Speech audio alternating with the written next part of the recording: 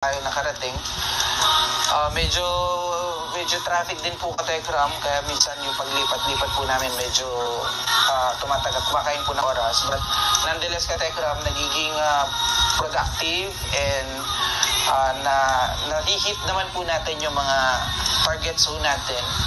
And ayan, by tomorrow, in addition, nakausap po natin yung mga kababayan mo natin. So, abangan na lang po niyo yung video niyan.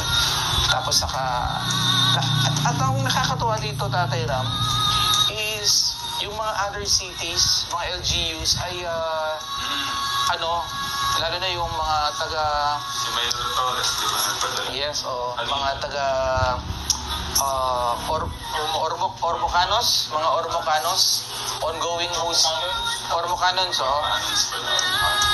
ongoing ho yung pong tulong po nila ay ina-unload sa munisipyo ng Talisay.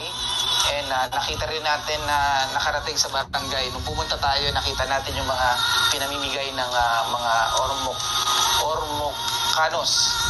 Ayan, shoutout po kung may mga taga Ormoc dito, nakatekram natin. Thank you po for supporting and for staying with us. Tapos, nagkaroon din po tayo ng chance na makausap po nga, sabi ni Tatay Rams,